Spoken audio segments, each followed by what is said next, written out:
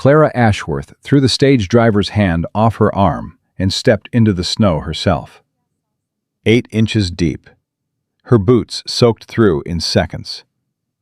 She didn't care. Behind her, the driver was still talking. Something about 4 women. Something about running. Something about the house at the end of the canyon trail being no place for a decent woman. Clara picked up her carpet bag, turned her back on him, and walked toward the door. She had $4. She had nowhere left. And she had already decided that a house that frightened 4 women was still better than a city that had stolen 6 years of her life and left her with nothing but her own name. If this story reaches something in you tonight, stay until the very last word. Drop a comment and tell me what city you're watching from. I want to see how far Clara's story travels. And if you haven't subscribed yet, do it now. Every part of this matters. The driver's name was Hobart. He hadn't offered it. Clara had read it off the manifest, tucked under his seat when he stopped to water the horses outside Rollins and didn't come back for 20 minutes. 6 years of reading documents that weren't addressed to her had made her good at finding things people didn't volunteer. She'd use that time to read the letter again. Not because she'd forgotten it, because she'd memorized it 3 weeks ago in St. Louis, and had been testing her memory against the paper every day since, checking for details she might have missed. Elias Calloway had written 4 short paragraphs. No flattery, no promises of prosperity or comfort or any of the things the other agency letters had offered. He'd written, "I am 41 years old. I run a livestock operation in Garfield County. I work hard, and I keep my word. I cannot offer much, but I will not lie to you about what I have. If you require company and conversation, I am not the right arrangement. If you require honesty, I may be." Clara had read it 4 times the first day. Then she'd packed her bag. The stage had been moving for 3 days through country that kept getting emptier. By the time Wyoming filled the windows, the land had stopped pretending to be hospitable. It was just rock and snow and the occasional pine tree hanging off an angle that looked structurally improbable. Clara had sat upright through all of it, bag in her lap, and not complained once. When the canyon appeared, Hobart finally spoke. "Last stop's Callaway's place. End of the line for this route." "I know," Clara said. "You know about the others?" 4 women. None of them stayed." Hobart spat over the side. 3, he said. "Third one never got down. Just looked from up top and said, 'Turn around.' Paid me double." He paused. "Fourth one made it to the porch. 2 minutes maybe. Came back to the wagon at a dead run. Wouldn't say what she'd seen. Just kept saying she wasn't going into that house." "What did she see?" "Never told me." Clara looked at the fogged window. Was it the man or the house? Hobart thought about that longer than she expected. "Hard to say. With Callaway, sometimes it's both." The wagon rounded the last bend and stopped. Clara looked at the house before she looked at the man. Low. Dark. One story pushed back against the canyon wall like something that had given up trying to go further. One window lit, the rest black. A porch sagging on the left side. A door that needed rehinging. The man on the porch was tall and still. Dark coat.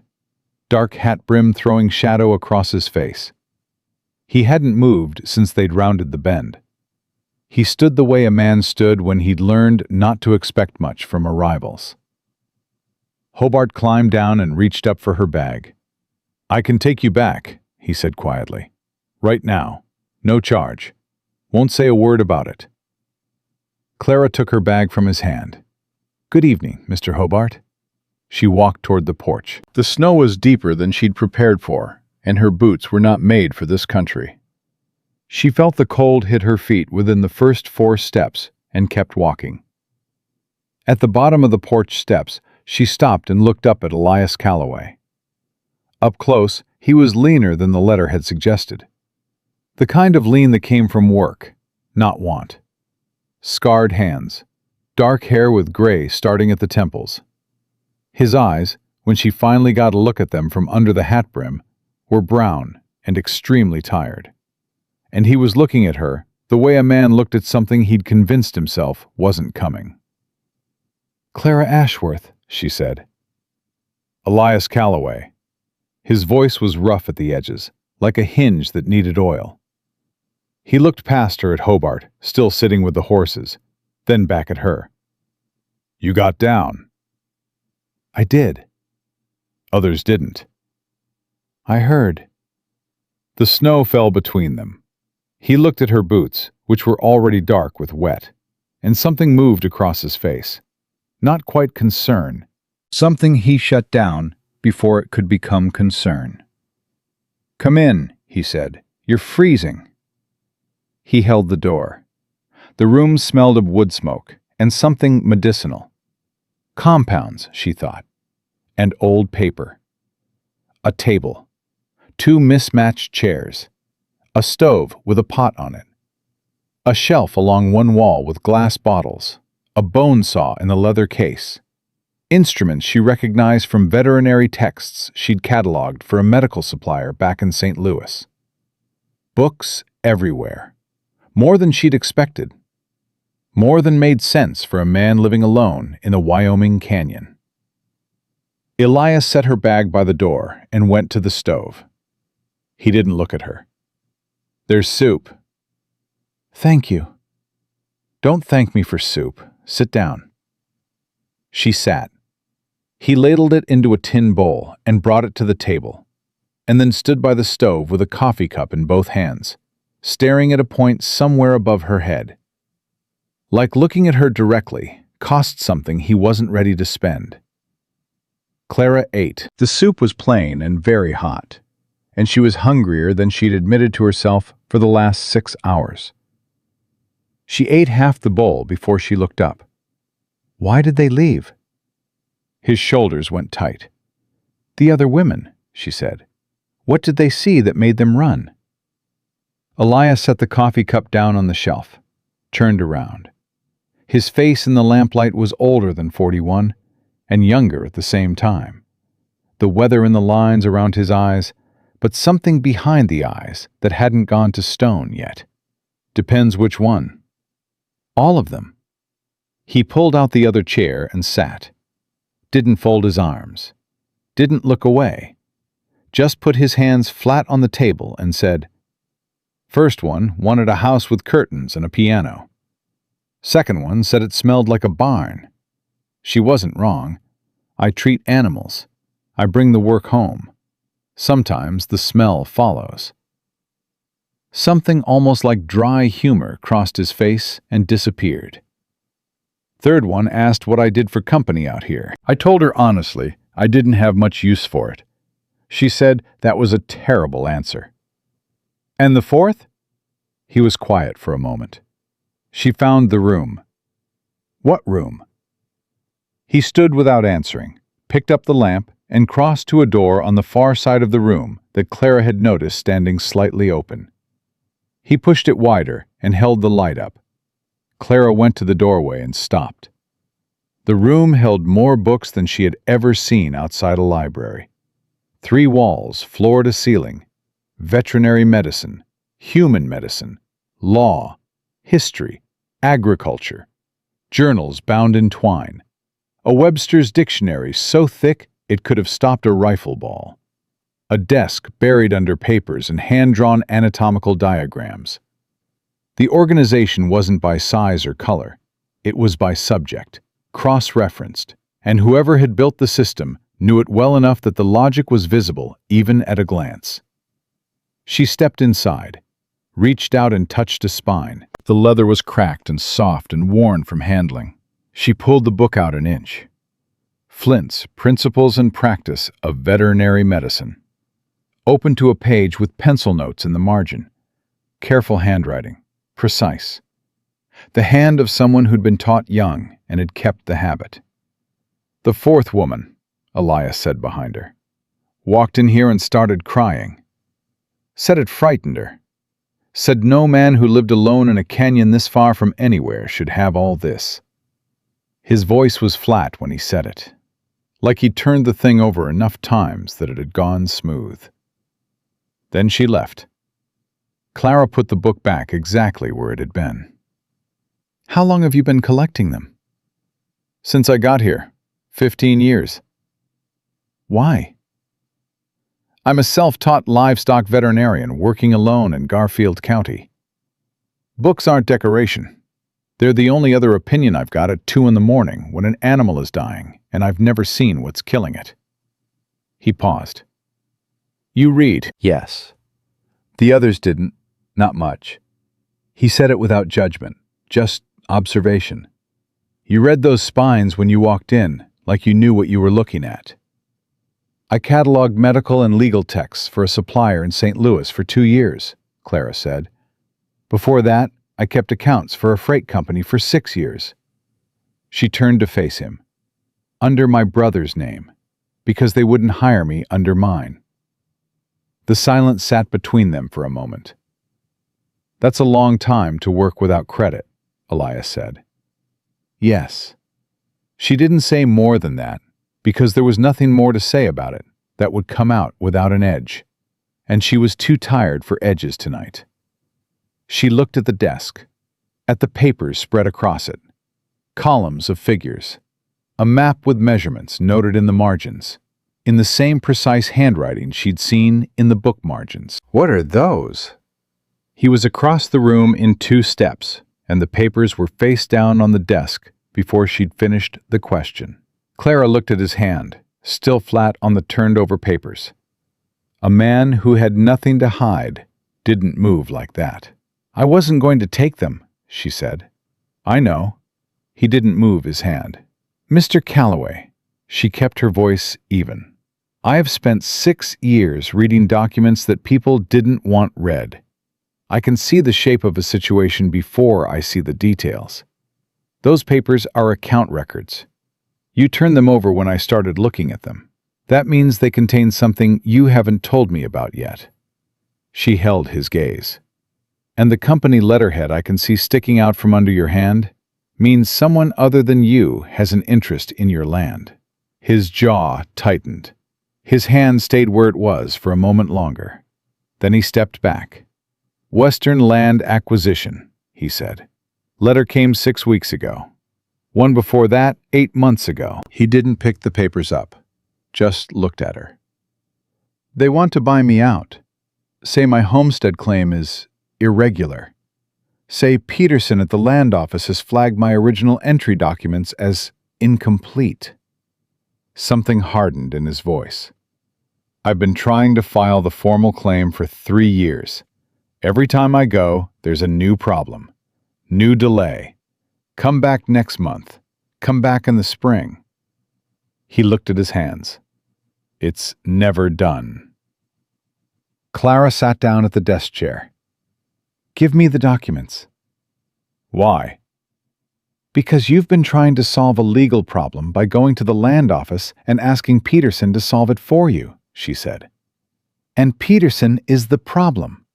So I need to see what they've given you in writing. And I need to see Prescott's letters. And I need to see your original entry documents and your tax receipts. And then I need about an hour." "You just got here."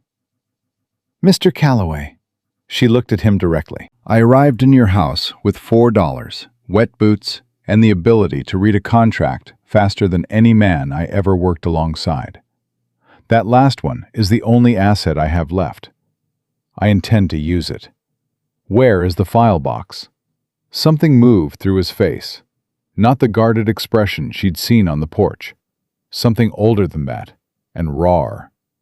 He stood very still for a moment, and Clara had the sudden sense that this man had not been looked at directly in a very long time.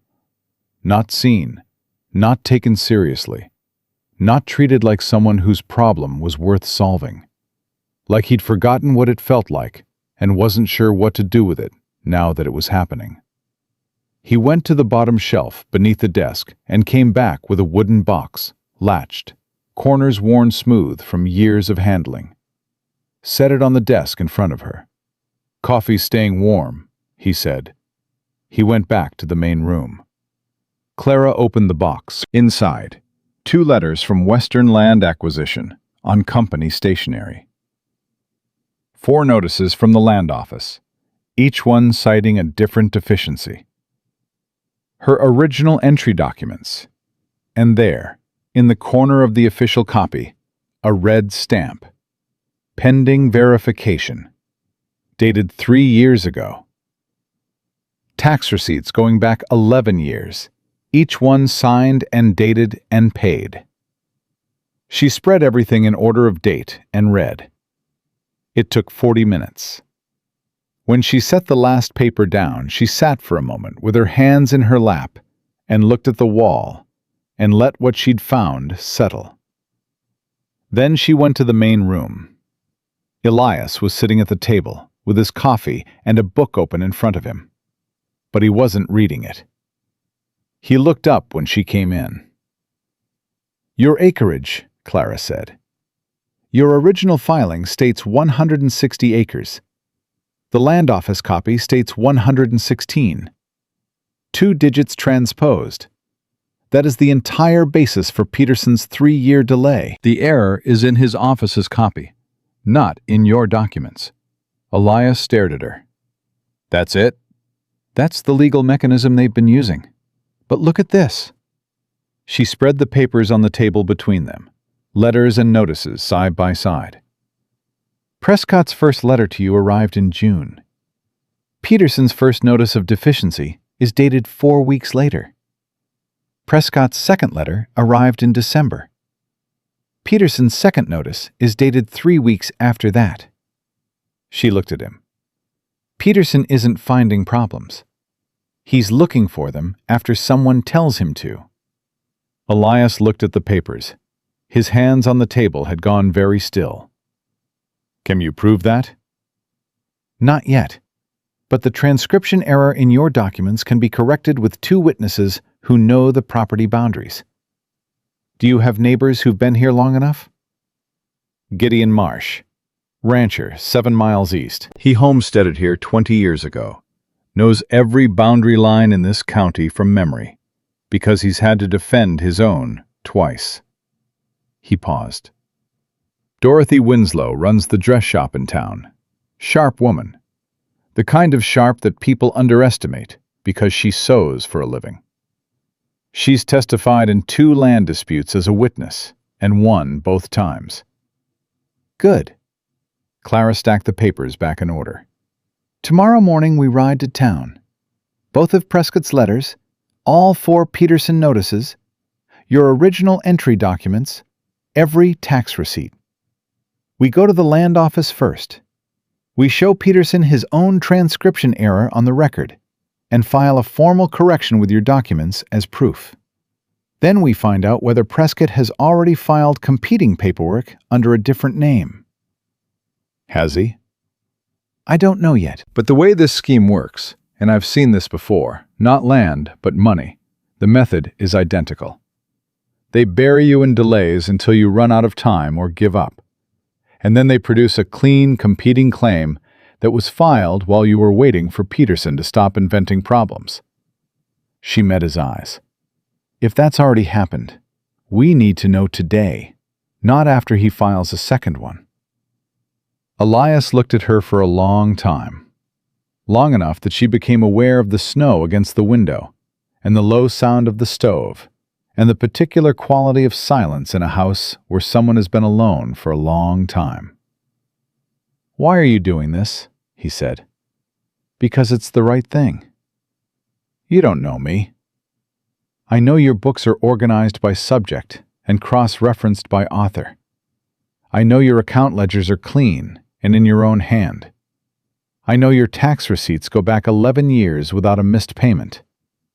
She looked at him. "And I know you wrote me an honest letter when the agency would have let you write anything." His throat moved. He looked down at the table. When he looked back up, something in his face had shifted. Not open, not yet, but less closed than it had been. Like a door that had been locked so long, the lock itself had forgotten it could be turned. "You should sleep," he said. "Long ride tomorrow." "I'll take the back room." "It's clean. Quilt's on the cot." He paused. "I aired it out when I got word you were coming. Didn't know if—" He stopped, started again. 3 weeks ago, when the agency sent confirmation. He said it quietly, like he was confessing something minor. "Aired the whole house out." Clara picked up the lamp, stopped in the doorway. "Mr. Callaway." "Elias." "Elias." She said it once, testing the word. "Whatever Prescott has filed, or is planning to file, I have read documents in 4 states, and I have never seen a scheme built on a transposition error that couldn't be unwound with the right paperwork. We are going to unwind this one." She paused. "Get some sleep." She went to the back room. The cot was narrow, and the quilt smelled of cedar and fresh air. And she lay down with her coat still on and put her hand in her pocket, where she'd folded the most important documents to keep them close. And she stared at the dark ceiling. Her hands were shaking slightly. She noticed it and pressed them flat against the quilt and waited for the shaking to stop. 6 years of keeping her face still while everything underneath moved fast. She was good at it. She was very good at it. But tonight, in this narrow cot, in this dark room, in the middle of Wyoming in February, alone for the first time in 3 days, she let herself feel the full weight of what she'd walked into. A house that had frightened 4 women. A man carrying something she hadn't been told about yet. A land scheme already 3 years in motion, and $4 in her pocket. The shaking stopped. She breathed in slowly, breathed out. Then she heard it, outside. Not wind, not the creek. Hoofbeats on the canyon trail, coming slow, and then, 30 yards from the house, maybe 40, stopping. Then nothing. Total silence. Clara lay without moving, her hand pressed flat on the folded documents in her pocket. She counted to 60. No more sound, no voice, no footsteps. Just the snow and the dark and the absolute stillness of something that had stopped and was waiting. She did not call out. She did not go to the window. She lay still with her eyes open and her hand on the papers, and she waited. And she thought about transcription errors and land office notices, and a man in the next room who had aired out the whole house 3 weeks ago when he got word she was coming. And she did not sleep for a very long time. Dawn came in gray and slow through the curtainless window, and Clara was already sitting up when she heard Elias move in the main room. She'd slept maybe 2 hours, maybe less. The hoofbeats outside had not returned, but she'd kept listening for them the way you kept listening for a sound that had already stopped, because the stopping was the part that worried her. She folded the documents back into her coat pocket, smoothed the quilt flat, and went to the main room. Elias was at the stove. He'd already had the fire going long enough that the room had lost its nighttime cold. He didn't turn around when she came in, but he set a second cup on the table without being asked. Clara sat down and wrapped both hands around it. Someone was on the trail last night. Outside. Around midnight. He turned then. His face said he already knew. Heard it. You didn't come out. Whoever it was didn't come to the door. He turned back to the stove. First time's a scout. They look. They count lights. They see who's here and how many. He said it flat and matter-of-fact, like a man reporting weather. If it was Prescott's people, they know now you're still here. Does that change things? Changes their timeline.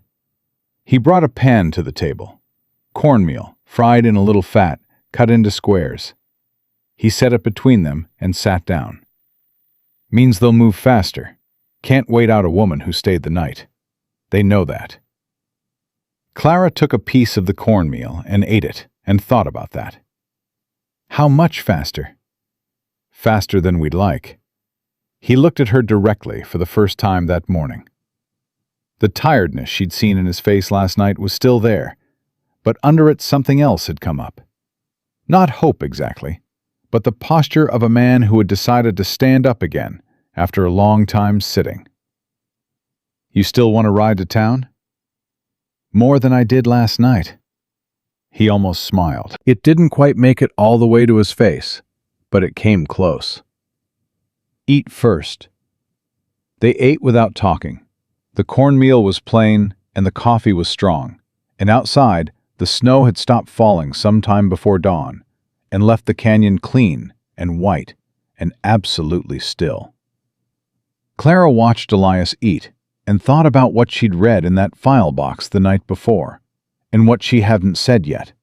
The part she'd kept back, because last night wasn't the right time, and she needed to think it through first. She'd found something in Prescott's second letter, a phrase buried in the fourth paragraph, after all the smooth language about fair market value and community progress, and the inevitability of Western development. The phrase was, given the current status of the title record. Not the incomplete claim, not the pending verification. The title record. That meant Prescott already knew there was something in the title record, not just a transcription error that Peterson had invented as a delaying tactic. Something else. Something that was either already in the official record or that someone had put there. She hadn't told Elias last night because she didn't know yet what it was. And telling a man there might be a problem buried in his land title, without knowing what the problem was, would only frighten him without helping him. But she needed to find out today, at the land office, before Peterson knew she was looking. Elias, she set her cup down. The second letter from Prescott, the one from 6 weeks ago. He uses a phrase, the current status of the title record, not the pending claim, the record. Elias had gone still. What does that mean? It means he's already looked at the official title record for your land, and he found something, or put something there. A notation, a competing filing, a lien. I don't know yet. But he's not just waiting for your claim to fall apart on its own. He's building a case inside the record itself. The stillness in Elias's face was the kind that came before anger, not during it. He breathed in slowly through his nose, set his fork down. How do we find out what it is? I look at the actual record, not the copies Peterson gave you, the original book at the land office. Title records are public. He can't deny me access to a public record. But I need to see it before he knows I'm coming, which means we leave now, before anyone who was watching last night has time to send word ahead of us. He was on his feet before she finished the sentence. He pulled his coat off the hook and picked up her file box from the desk and handed it to her. Wagon's too slow, he said. You ride? Yes. Good. He was already at the door. Dress warm. Canyon Road is 20 degrees colder than it is right here. She was back in 2 minutes with her coat buttoned and the file box under her arm. He'd already saddled both horses. He gave her the bay mare without commenting on it, which told her he'd thought about which horse was more reliable and had given her the better one without making a point of it. She noticed that. She filed it away. They rode out of the clearing at a pace just short of a run. The canyon trail was packed snow over frozen mud, and the horses were careful and fast, and neither of them spoke for the first mile because the footing required attention. When the trail widened and leveled out, Elias pulled alongside her. Peterson, he said. He's been at that office 11 years. Before him, there was a man named Coates who ran it clean. Peterson came in after Coates retired, and inside 2 years, the filing delays started. Not just for me.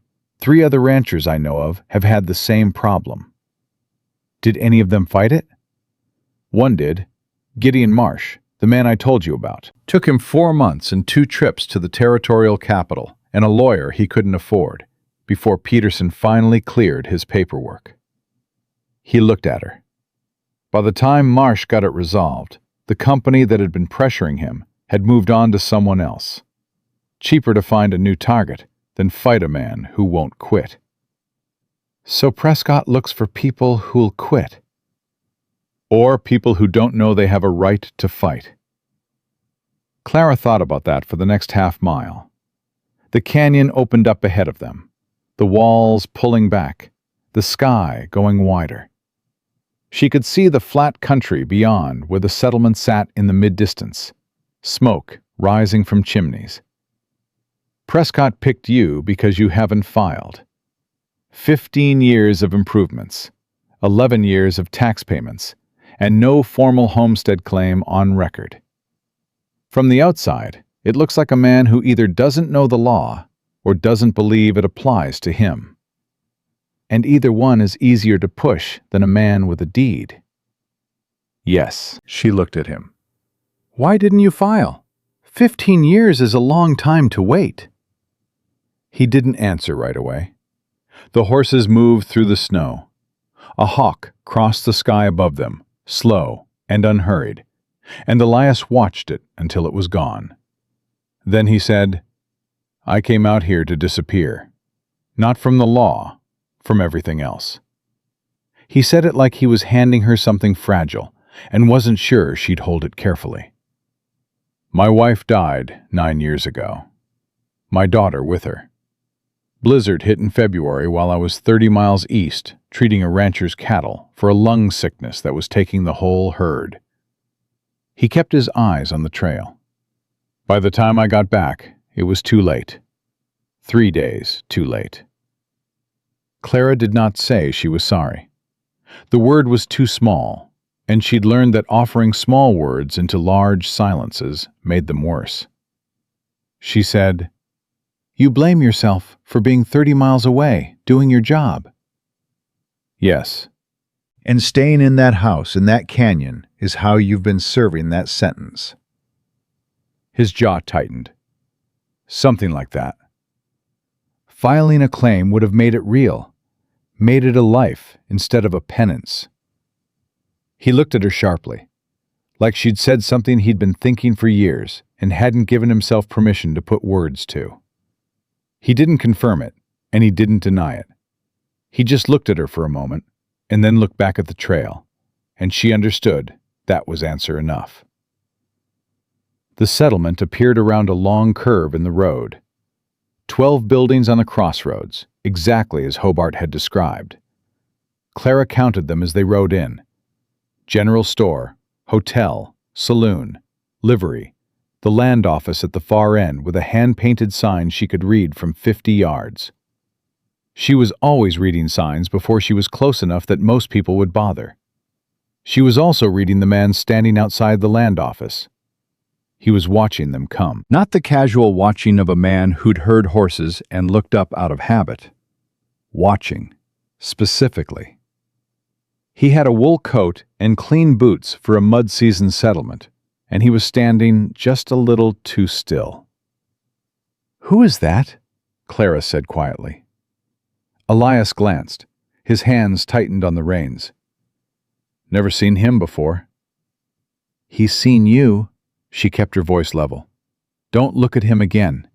Ride straight to the land office. Let me do the talking. This is my land we're talking about.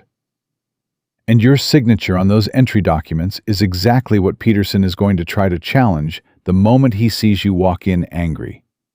You're the claimant. That makes you the interested party. I'm just a woman reading a public record." She looked at him. "Do you understand the difference?" A pause. "Yes." "Good. Tie the horses and stand back." She dismounted before Elias had fully stopped. She tied the bay herself and went up the 2 steps to the land office door and opened it without knocking. The room inside was small and smelled of ink and old paper, and the particular staleness of a government office that never quite opened its windows. A man at the desk looked up.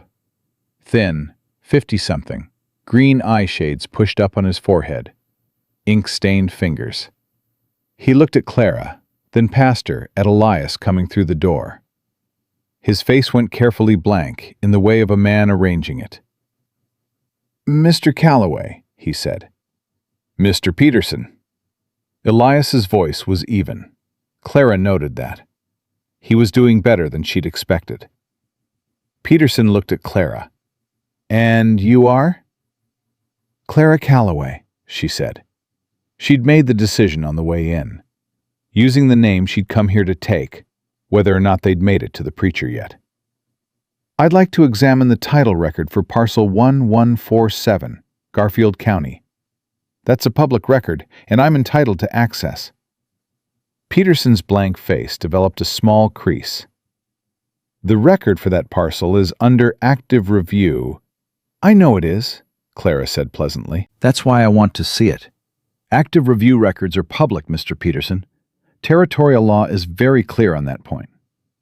She set her file box on his counter and opened it, took out Elias's original entry documents, and laid them flat. "I'd also like to note for the record that your office copy of this entry document lists the acreage as 116 acres. The original document, filed in 1872, clearly states 160. That's a transcription error in your copy, not a deficiency in the original filing." Peterson looked at the documents. A muscle in his jaw moved. "I'd need to verify." "You can verify right now. Your copy is in the record book. The original is on your counter. The difference is 2 transposed digits." She kept her voice friendly, completely friendly, the way she'd learned to stay friendly when 6 years of reading other people's contracts had taught her that anger closed doors and pleasant persistence opened them. "I'll wait while you compare." Peterson looked at her. He looked at Elias, who was standing 2 feet behind Clara, with his arms at his sides and his face doing exactly what she'd asked it to do. Nothing. Then Peterson got up slowly and went to the shelf and pulled down a thick record book and opened it to a tabbed page. The silence while he compared was exactly the length of a man realizing he'd been caught and calculating his options. "There does appear to be a discrepancy," he said finally. "A transcription error in your office's copy," Clara said. "Which means the 3-year pending verification on Mr. Callaway's homestead claim has been based on a clerical mistake." She pulled out a sheet of paper and set it on the counter with a pen. "I'd like you to note the correction in the record and initial it, please. And then I'd like to see the full title record for parcel 1147. Peterson put his hand flat on the record book. "I'll need to file a correction notice through the territorial office before—" "That process takes 60 days, Clara said, "during which Mr. Prescott's company will have time to file whatever competing paperwork they're currently preparing." She looked at Peterson steadily. "Or you can note the correction now, as is within your authority for clerical errors under Section 12 of the Territorial Land Code, and then show me the record, and we can both be done here before noon." The man in the wool coat who'd been standing outside came through the door. Clara felt it before she heard it. Elias going a degree more tense behind her. She didn't turn around. "Mr. Peterson," the man said. His voice was smooth and accented with money, the particular accent of a man who'd grown up somewhere eastern and came west only when there was profit in it. "I hope I'm not interrupting." "You are," Clara said. She still didn't turn. "We're in the middle of a records correction. Give us 10 minutes. A pause. Then the man stepped up to the counter beside her. He was perhaps 50, silver-haired, a gold watch chain across his vest that cost more than Clara's entire year's wage had ever been. He looked at her with the expression men used when they were trying to determine the fastest way around an obstacle. "Mrs. Callaway, is it?" I'm Harlan Prescott. I represent Western Land Acquisition.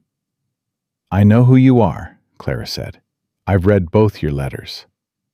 Prescott's expression shifted. Not much. A man who'd built a career on patience and paperwork was not easy to rattle. But something moved behind his eyes. Then you know we've made a generous offer on this property.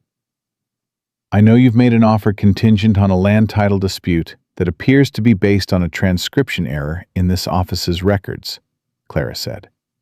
She picked up Elias's original entry documents and held them out to Prescott, not giving them to him, just showing him. 160 acres, clear as the day it was filed. Your offer, Mr. Prescott, was premised on a problem that doesn't exist. Prescott looked at the documents. He looked at Peterson. Peterson looked at the record book under his hand and said nothing. There is also the matter of the title record, Clara continued. I'd like to see it now, Mr. Peterson, in front of Mr. Prescott, so there's no confusion later about what it contains. Prescott's hand came down on the record book, flat. I don't think that's necessary. It's a public record, Clara said. Your hand on it doesn't make it private. The room was very quiet. Outside, a horse stamped in the cold. Somewhere in the settlement, a door banged in the wind. Elias had moved up beside her now, not in front, not between her and Prescott. Beside her. She felt his presence without looking. Prescott lifted his hand from the record book. Peterson opened it, found the page for parcel 1147, turned it to face Clara. She read quickly. She'd trained herself to read columns of numbers and legal text at the speed most people read headlines, and what she found on that page she read twice to be certain before she looked up. There was a notation, added 14 months ago. It listed a competing claim filed by a man named Robert Calder on the same parcel. Calder's documentation, per the notation, was attached in the supplemental file. Clara looked at Peterson. I'd like to see the supplemental file for this parcel. Peterson went pale. Not dramatically, just slightly, the way a man went pale when something he'd been hoping wouldn't happen began to happen. That file, he said carefully, is in this office, Clara said, in a government filing cabinet, and therefore a public record. She held his gaze. Please get it. Prescott had not moved. His face was smooth and absolutely still, which was itself a kind of information. A man who was genuinely unconcerned did not work that hard at looking unconcerned. Peterson went to the cabinet. Elias leaned down and said quietly, very quietly, close enough that only she could hear it. What did you find? A competing claim, she said at the same volume, filed 14 months ago under a name I've never heard, Robert Calder. She felt him react, the smallest tightening in his posture. Calder's dead, he said. Has been for 6 years. Died in a claim dispute 2 counties north. Clara looked at him. He looked at her. Between them, that single fact settled like a key into a lock. Peterson returned with a thin folder, set it on the counter. His hands were not entirely steady. Clara opened it, read the filing, read the signature at the bottom, read the notary stamp above the signature. Then she closed the folder and looked at Prescott. Robert Calder, she said, died in Lincoln County in the spring of 1881. Mr. Callaway can provide witness testimony to that fact. She held the folder up. The notary stamp on this document is dated March 82, 9 months after a dead man supposedly appeared before a notary in Garfield County and filed a land claim. She set the folder down on the counter, turned it to face Peterson. That's fraud, Mr. Peterson. Documented, dated, and sitting in your filing cabinet. She paused. The question I have for you is whether you knew or whether you were simply paid not to look carefully. The silence that followed was the loudest thing Clara had heard since she'd stepped off that stage in the snow. Prescott moved toward the door. "Mr. Prescott." Elias's voice came from behind her. Quiet. Absolutely level. The voice of a man who had made a decision and was not going to move from it. "I'd stay right where you are. We're not finished." Prescott stopped. Clara put her hands flat on the counter and breathed once, slowly, and looked at the forged document in front of her and thought about 6 years of signing her brother's name to her own work and what it meant that the first document she'd unraveled with her own name on her lips had been a forgery built on a dead man's signature. She thought about Elias, 9 years alone in that canyon, the aired-out quilt, the honest letter, the books organized by a logic that was patient and careful and built for the long term. She picked up the pen from the counter. "Mr. Peterson," she said, "you're going to write down everything I tell you, and then you're going to sign it." Peterson's hand shook when he picked up the pen. Clara watched him try to steady it against the edge of the counter and fail, and she felt no satisfaction in that. Only the cold, forward-moving clarity that had carried her through 6 years of invisible work and would carry her through this. "Write the date," she said. "Today's date. Then write, 'I, Gerald Peterson, clerk of the Garfield County Land Office, do hereby attest that the competing claim filed under the name of Robert Calder for parcel 1147 was received and recorded by this office in March of 1882. Peterson wrote. His penmanship was poor under pressure. The letters slanted badly. "Now write, I further attest that I did not verify the identity of the claimant at the time of filing, nor did I confirm that the notary stamp was issued by a licensed notary, currently registered with the territorial government." Prescott made a sound. Not quite a word. Clara looked at him. "Mr. Prescott," she said, "you can stay quiet and let this proceed, or you can say something that I will ask Mr. Peterson to add to his statement.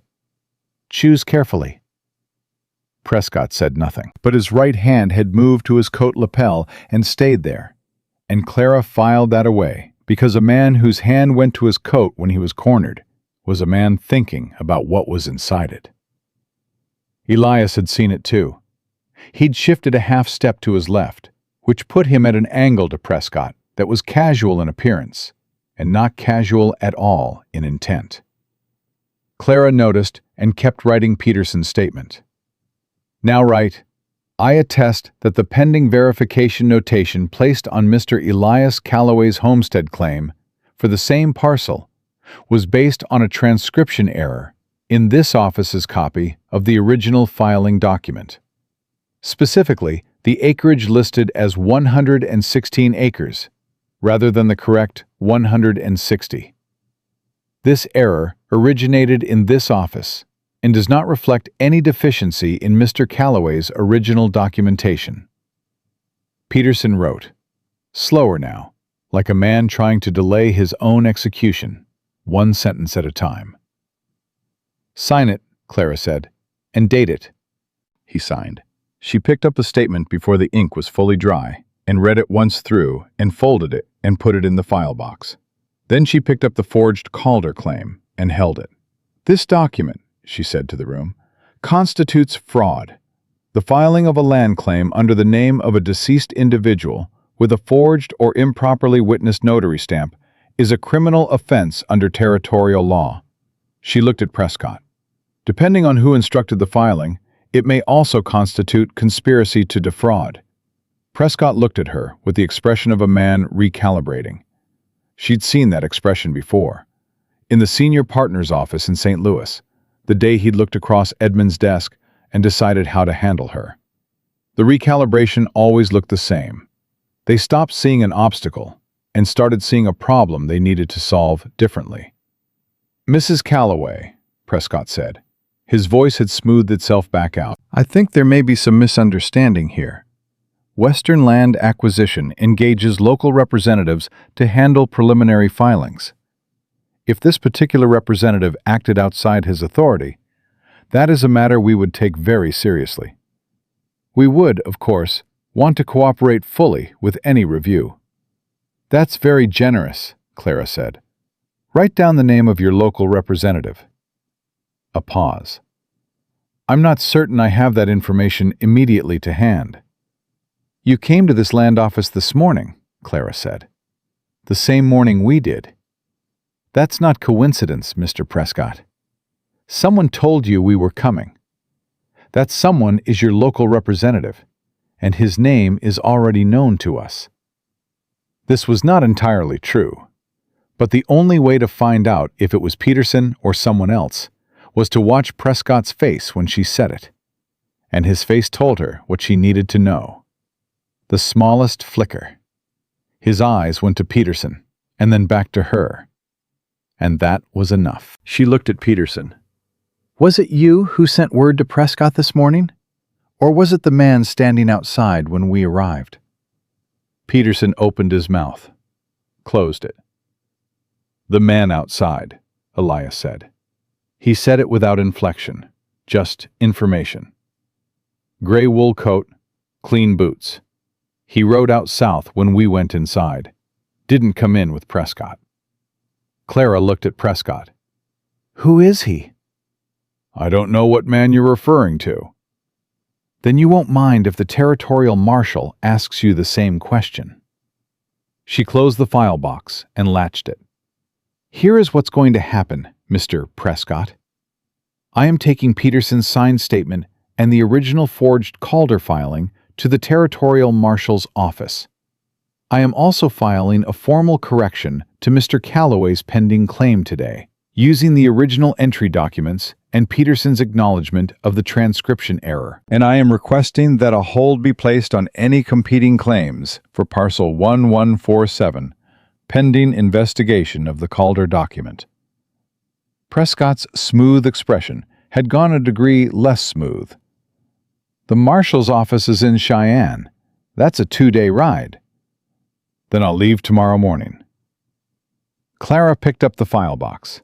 Mr. Peterson, Mr. Callaway and I will need the formal correction paperwork filed before we leave this office today. I suggest you start on that now. She turned to the counter and began organizing the documents. And that was the moment Prescott moved, not toward her, toward Elias. He crossed the 3 feet between them in 2 steps and put his hand on Elias's arm and said quietly, the smooth voice finally dropping into something underneath it, something that had always been there. Freeman, think about what you're doing. You're one man with an unverified claim and a woman who's been here 24 hours. We have resources you don't.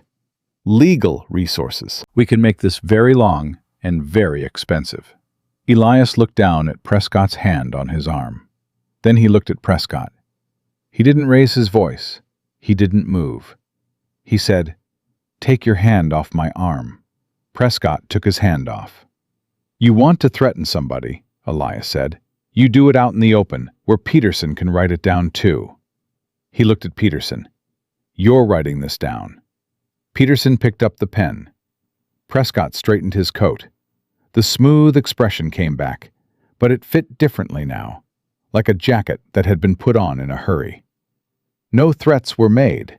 I'm simply advising Mr. Callaway that legal processes take time and money, both of which he appears to be short on. He looked at Clara.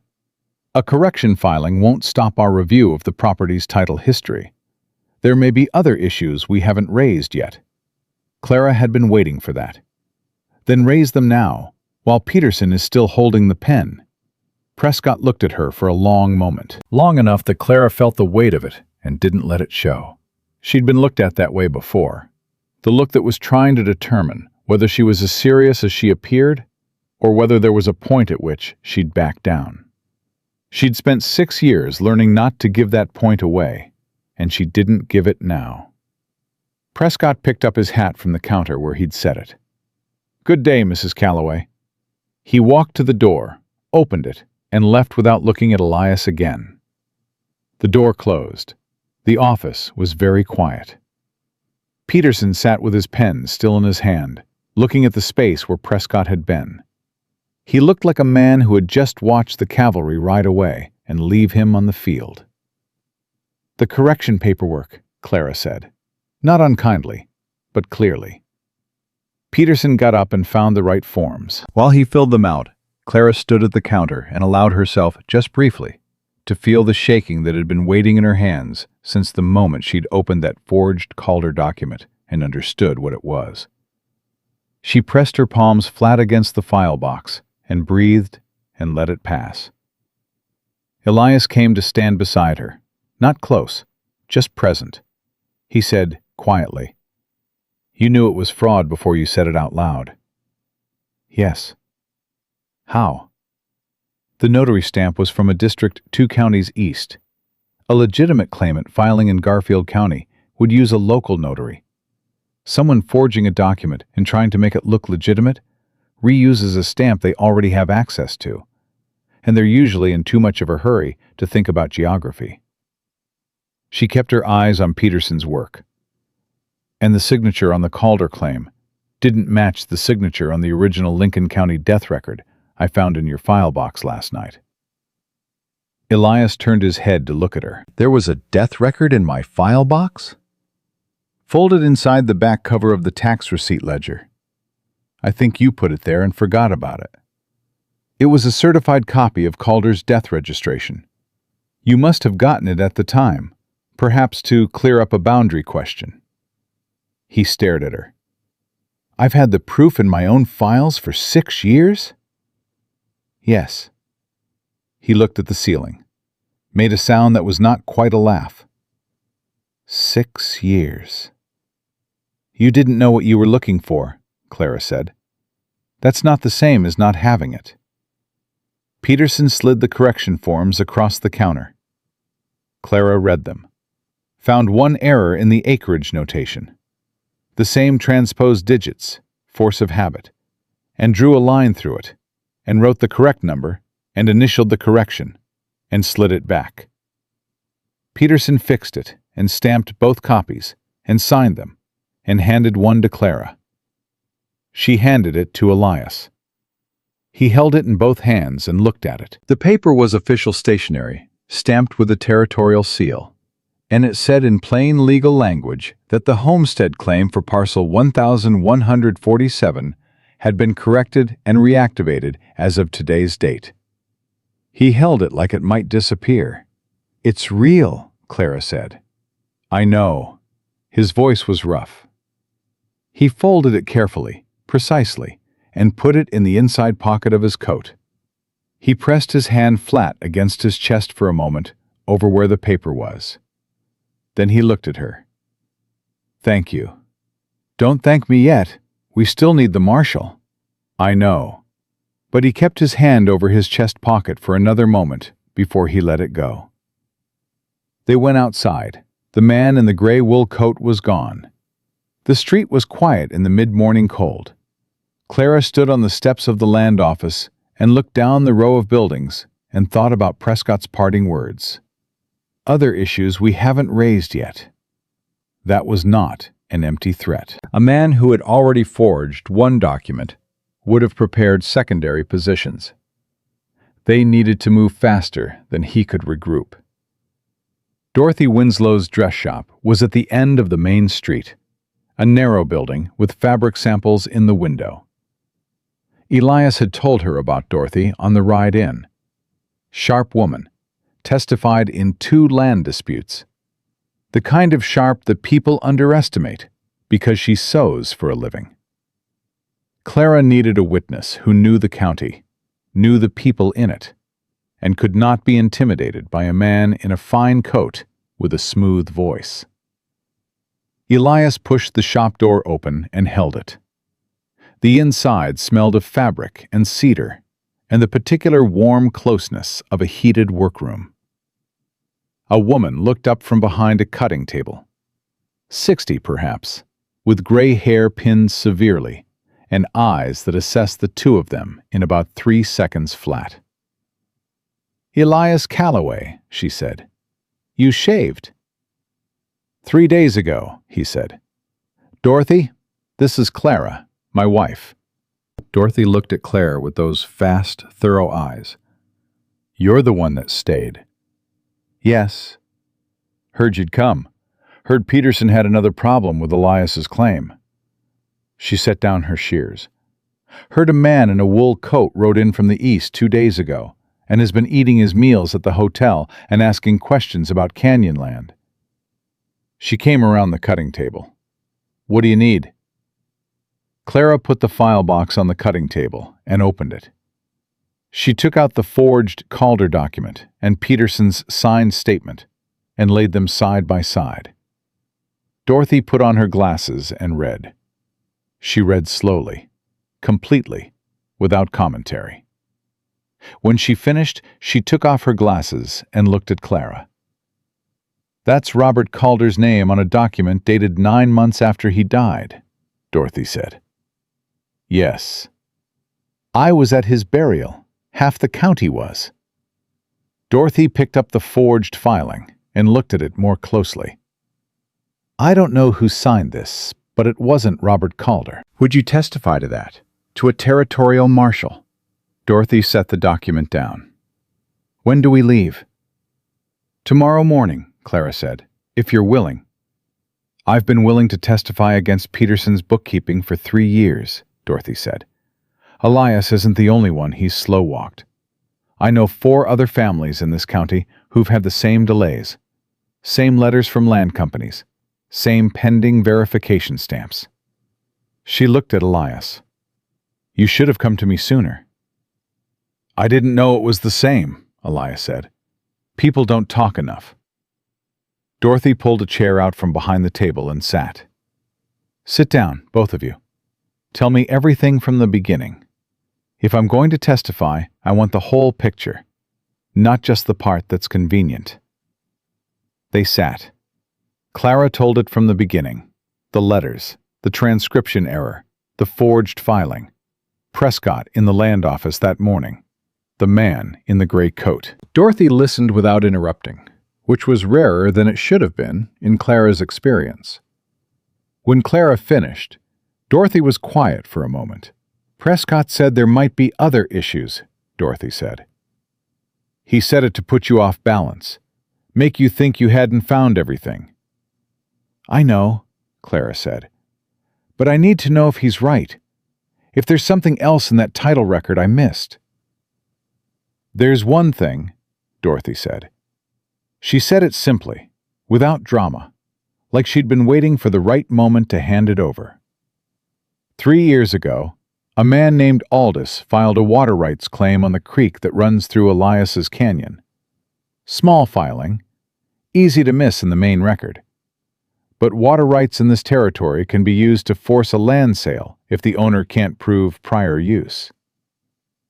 Clara looked at Elias. He looked back at her, with the expression of a man finding out the building he'd been fighting to keep had a second fire he hadn't known about. "Do you have documentation of your water use?" Clara asked. "I've been using that creek for 15 years. "Documentation," she said again.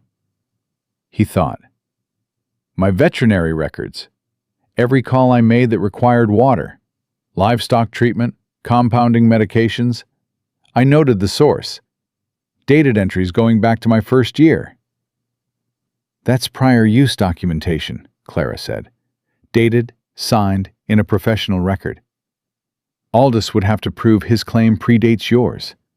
And if his filing was 3 years ago—" "It doesn't," Dorothy said. "Aldous came to this county 5 years ago. He's one of Prescott's men, local face on a company operation." She looked at Clara. "You catch on fast." "I've had good practice being underestimated," Clara said. Dorothy smiled.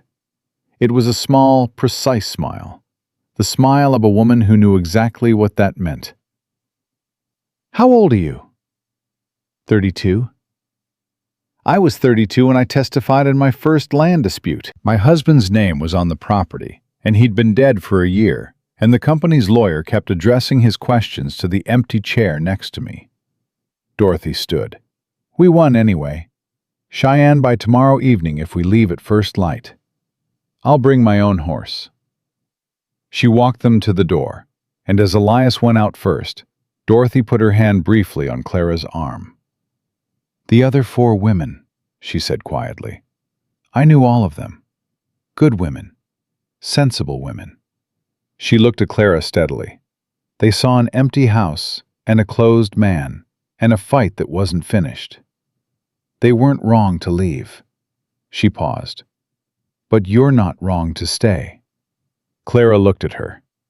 I know. Good. Dorothy let go of her arm. First light. Don't be late.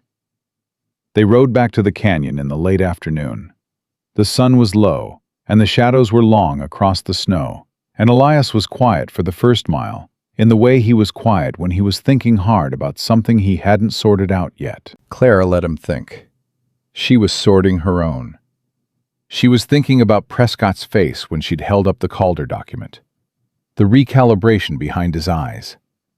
A man who'd built a 3-year scheme on paperwork and patience, and the assumption that Elias Calloway had no one in his corner who knew how to read.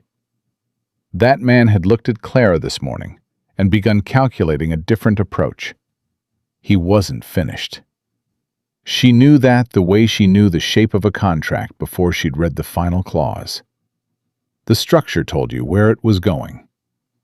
She was also thinking about what Dorothy had said about the other 4 women. They weren't wrong to leave. And Dorothy was right. They'd seen accurately. The house had been empty. The man had been closed. And the fight had been unfinished and waiting for someone who didn't know enough to be afraid of it. Clara had known enough to be afraid. She'd been afraid in that narrow cot last night, hands shaking in the dark. She'd stayed anyway, because afraid and stopped were not the same thing. And she'd spent enough of her life stopped. What are you thinking? Elias asked. He'd pulled alongside her on the canyon trail. About Prescott's next move. And he'll try something before we get to Cheyenne. He can't let us put that forged document in front of a marshal. Once it's in official federal hands, the fraud investigation opens and everything his company has touched in this territory gets looked at. She looked at Elias. He'll try to get the document back.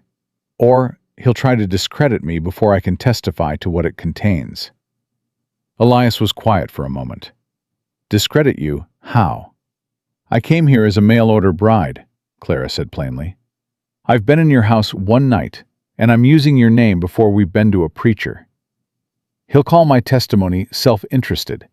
Say I have financial motivation to fabricate a fraud claim to secure the land for myself. She kept her voice even. It's what I would do, if I were him, and I needed to buy time. The horses moved through the snow. The canyon walls rose around them again. Elias said, Then we go to the preacher tonight. Clara looked at him. It's 2 hours back to town. There's a preacher closer than town. Gideon Marsh's son-in-law. Ordained minister, settled 3 miles east. Gideon can witness. He met her gaze. If our testimony is going in front of a federal marshal, I want your name on that property record the same way mine is. Legally. Correctly. With a witness and a signature and no argument about your standing. He paused. If that's agreeable to you. Clara looked at him for a long moment. This man who had aired out the quilt 3 weeks before she arrived, who had given her the better horse without making a point of it, who had stood beside her in that land office, not in front of her, beside her, and said not one word she hadn't asked him to say. It's agreeable, she said. They turned east at the mouth of the canyon. The sky above was going deep blue at the edges. Somewhere ahead, a light was burning in a window, and behind them, on the main road south toward town, a rider was moving fast in the falling dark, in the direction of the hotel where Harlan Prescott was sitting with a problem that had gotten considerably larger than he'd planned for. Clara heard the hoofbeats. Faint, distant. She didn't look back. She kept riding forward. Gideon Marsh's property sat at the edge of the canyon country, with the land flattened out and the sky opened up in a way that made a person feel both free and exposed at the same time. The house was solid and low, and had been added onto 3 times over 20 years, in the way of a man who kept needing more room because life kept giving him more to fill it with. Light burned in 2 windows. A dog announced them from the porch before they were halfway up the trail. Gideon himself came to the door before they'd tied the horses. He was a big man, past 60, with a white beard and the particular stillness of someone who'd stood his ground in enough situations that standing his ground had become simply how he stood. He looked at Elias, looked at Clara, looked at the horses. "Heard you had company," he said to Elias. "Word travels," Elias said. "Always does." Gideon looked at Clara again, longer this time. Not impolitely, just thoroughly. "You're the one that stayed." "People keep saying that," Clara said. Something shifted in Gideon's face. Not quite a smile, more like the beginning of respect. "Come in," he said. "Both of you." The inside of the house smelled of wood smoke and a supper recently finished and the particular warmth of a place where people actually lived, rather than just existed. A woman came from the back room, Gideon's wife, Ruth, small and quick with gray-streaked hair and eyes that had already sized up the situation before she reached them. Behind her, a younger man in a plain collar, Gideon's son-in-law, the minister. His name was Thomas Hale. He was perhaps 35, quiet-faced, with the unhurried manner of a man who had learned that most things people treated as emergencies were not, and the few that were required clarity rather than speed. He looked at Elias and Clara, and at the way they were standing, not touching, not performing, just close in the particular way of 2 people who had been through something together in a short time and hadn't had a chance yet to understand what it meant. And he said, "You want to do this tonight?" "Yes," Elias said. "Any reason it can't wait until Sunday?" "We ride to Cheyenne tomorrow morning," Clara said, "to present evidence of a land fraud to the territorial marshal. It will matter, legally, that my name is on the property record before I testify." Thomas Hale looked at her for a moment. "You understand what you're marrying into? The land dispute. The ride tomorrow." "I'm the one who found the evidence," Clara said. "I understand it better than anyone." He nodded once. "Give me a minute." He went to the back room and came back with a Bible and a small registry book and a pen. Gideon stood as witness. Ruth stood beside him. They did it at the kitchen table, standing, without ceremony, because there wasn't time for ceremony, and because Clara had always found that the things which needed ceremony to feel real usually weren't, and the things that were real didn't need it. Thomas Hale read the words. Elias said them back. His voice was steady and quiet, and he looked at Clara when he said them, the way a man looked at something he was making a promise to, not performing for anyone in the room. Clara said her own words back and meant them in the precise and undecorated way she meant anything she put her name to. Thomas signed the registry. Gideon signed as witness. Ruth signed. Thomas handed the registry to Clara, and she checked the entry, names, date, county, and handed it to Elias, and he checked it too, without being asked, because he was that kind of man, and that told her something. Ruth put coffee on. Gideon sat across from Elias at the table and said, "Tell me about Prescott." Elias told it. Clara filled in the parts that required the legal detail, and Gideon listened with his big hands flat on the table and his expression going progressively more still, in the way of a man building up a head of cold anger rather than hot. When they finished, he was quiet for a moment. "Peterson slow-walked my claim 4 years ago," he said. "Different company name then. Same method. Delay until the man gives up." He looked at Clara. "You got his signed statement?" "Yes." And the forged document? In the file box, both originals. Gideon looked at Elias. "She's right that Prescott will move before you reach Cheyenne. He's done this before. In Lincoln County, in '79, a man named Hargrove was riding to the capital with documentation of a similar fraud. Made it as far as Laramie. Someone filed an injunction through a local judge that impounded all his documents as evidence in a civil suit Prescott's company had filed that morning. Man rode all the way to the Capitol with an empty file box." Clara's hand went to the file box on the table. "How do we prevent that?" "You don't carry the originals," Gideon said. "You make copies tonight. I've got paper. Thomas writes a clean hand. You leave the copies here with me, witnessed, dated, signed by all of us. If anyone impounds your documents on the road, I ride to Cheyenne separately with the copies, and we can reconvene." He looked at Elias. "This time, you don't go alone." "You'll come?" Elias said. "I'll come, and I'll bring Jim Alderman from the property east of mine. Jim had the same water rights problem with Aldous that Dorothy told you about. His documentation predates Aldous by 8 years. Gideon stood. 4 witnesses from the same county, all testifying to the same pattern. That's not one man's complaint.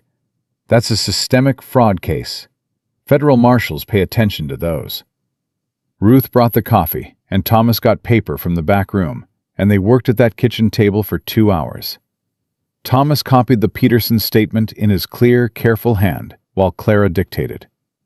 Clara copied the key sections of the Calder fraud filing herself, because she was fastest, and because she needed to know she'd gotten every word right.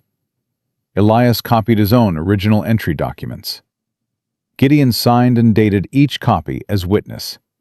Ruth countersigned. When it was done, Clara looked at the 2 sets of documents, originals in her file box, copies in an oilskin envelope that Gideon folded and tucked into the inside pocket of his coat. She felt the particular quality of having done something correctly. Not triumphant, just solid. The feeling of a calculation that checked out. Elias looked at the clock on the marsh mantelpiece. "It's past 10. "Stay here tonight," Ruth said. It was not a suggestion. "I won't have you riding that canyon trail in the dark when there are people watching it. We have room." Clara wanted to argue. She looked at Elias, and he looked at her, and she could see he wanted to argue too, and she could also see that Ruth Marsh was right. She said, "Thank you. We'll leave at first light." They left at first light. Not 2 of them. 5. Elias and Clara, Gideon and his horse, and Jim Alderman, who arrived at the Marsh property at 4 in the morning, having ridden through the night when Gideon sent word. A broad-shouldered man of 50, with a weathered face and a leather satchel full of his own documentation that he'd had organized and ready for 3 years, waiting for exactly this moment. Dorothy Winslow was waiting at the edge of town as they rode through. She fell in alongside them without a word, which told Clara she'd been there a while. 6 riders on the Cheyenne Road before the settlement was fully awake. The first day rode without incident. The road south was open country, flat and cold, and they made good time. Clara rode beside Elias for most of it, and they talked through the case.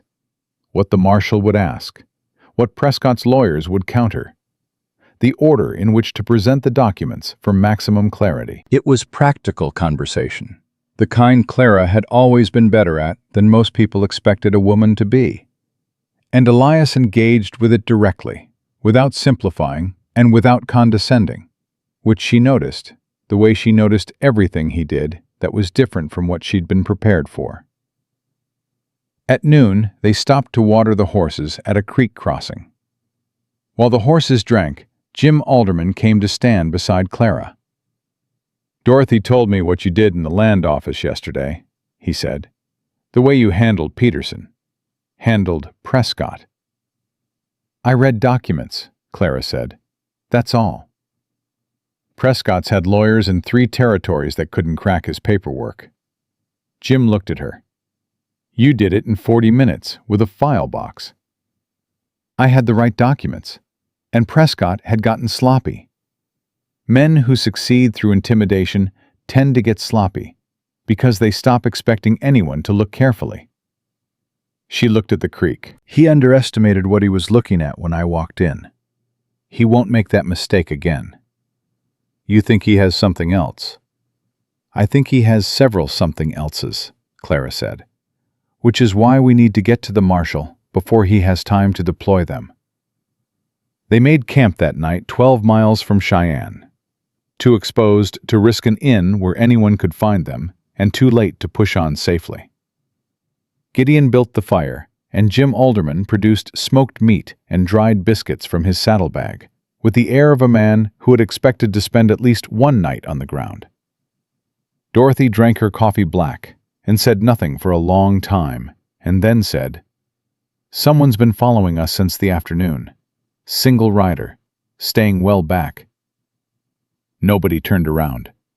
Clara said, How long have you known? Since about an hour after the creek stop. Dorothy set her cup down. Gideon? Sawing to, Gideon said. Not closing on us, just tracking. Then he's reporting back, not intercepting, Clara said. Prescott wants to know when we arrive. He'll have something prepared at the marshal's office. She looked at the fire. We need to get inside before he does. That means we ride before dawn. Elias looked at her from across the fire. He'd been quieter today than yesterday. Not withdrawn, she'd learned already the difference between his working quiet and his closed quiet, and this was the working kind. He'd been thinking about something since noon, and she'd given him room for it. There's something I haven't told you, he said. The fire cracked. Everyone looked at him. The reason I never filed the claim, he said. I told you it was about disappearing, about Margaret and the baby, and not wanting to build a life that felt like I was moving past them. He stopped, breathed. That was true, but it wasn't all of it. Clara waited. When I first came out here, 14 years ago, I had a partner. Man named Cole Devereaux. We came out together, planned to work the land jointly. Cole was the one who knew the legal side of things, the filings, the homestead process. I was the one who knew animals. We were going to split the work. He looked at his hands. Cole left in the 2nd year, had a better offer from a cattle operation in Montana. Left me with the land and the equipment we'd bought together, and an agreement we'd never put in writing. He looked up. When I first went to file the claim on my own, Peterson, the original Peterson, the one before the current one, told me I needed to produce the original agreement or Cole's written release of interest. Cole had gone north, and I didn't have an address. I couldn't produce the release. He paused. So I stopped trying. And then Margaret died, and I stopped everything. The fire settled. A horse shifted its weight somewhere in the dark. Do you have any documentation of the original partnership? Clara asked. Letters. Cole wrote me twice from Montana the first year. I kept them. He looked at her. Would that matter?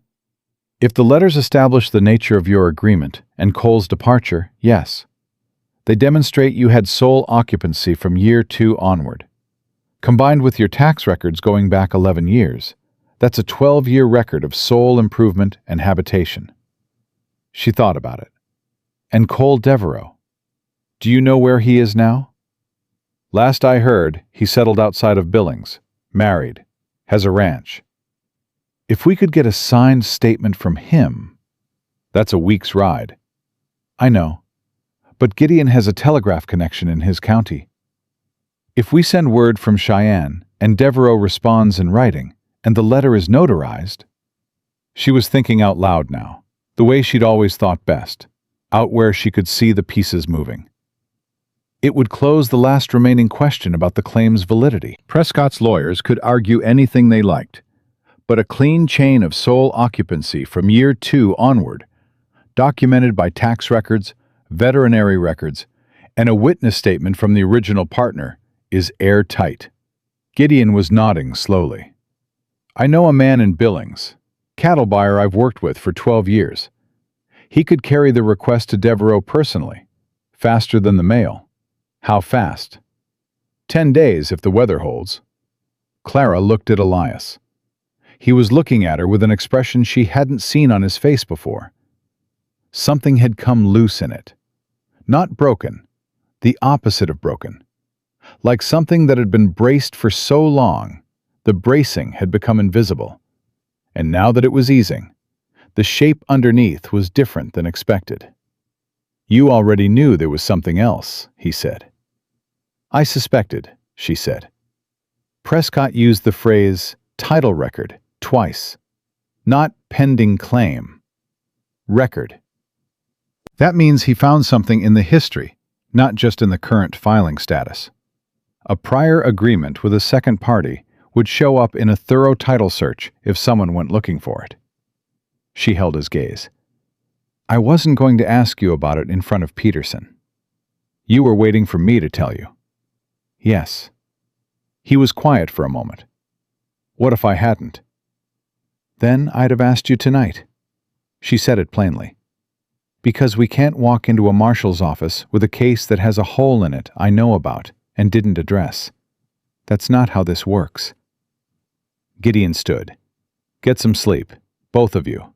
We ride at 4. He moved away from the fire. Jim Alderman followed. Dorothy looked at Clara once, brief and direct, and then she too moved off to her bedroll. Elias and Clara sat at the fire. The rider who'd been following them had either made camp somewhere behind them in the dark or had turned back. And either way, there was nothing to be done about it tonight. The fire had burned low. The sky was enormous and clear and cold and full of stars. I've been alone a long time, Elias said. He said it looking at the fire. I got used to knowing my own problems were mine to carry. Didn't have to explain anything to anybody. Didn't have to account for things I'd let slide. He picked up a stick and turned a coal at the edge of the fire. It's uncomfortable, explaining. I know, Clara said. Does it get easier? She thought about that honestly. I don't know yet. I haven't had anyone to explain things to in a long time either. He looked at her then. Really looked. The way he'd been careful not to do directly too often. Like he was still deciding whether looking was safe. The firelight caught the lines around his eyes and the gray at his temples. And the thing behind his eyes that she'd noticed the first night. The thing that hadn't gone to stone yet. That had been waiting under all those years of solitude without knowing what it was waiting for. You're not what I expected, he said. What did you expect? I don't know. Someone who needed something I could provide. Somewhere to be. Someone to belong to. He said it without apology for the plainness of it. That's what the arrangement is supposed to be. It's what I needed, Clara said. Somewhere to be. That part is true. But the rest of it? The rest of it appears to be more complicated than the arrangement. She looked at him. I'm not sorry about that. He held her gaze for a long moment. Then he said quietly, I aired out the whole house when the agency sent word. 3 weeks before you came. I didn't know why I did it. I know, she said. You told me. I'm telling you again because I think it was the first honest thing I'd done in 9 years. His voice had gone rough. Not toward you specifically. You were a name on a letter.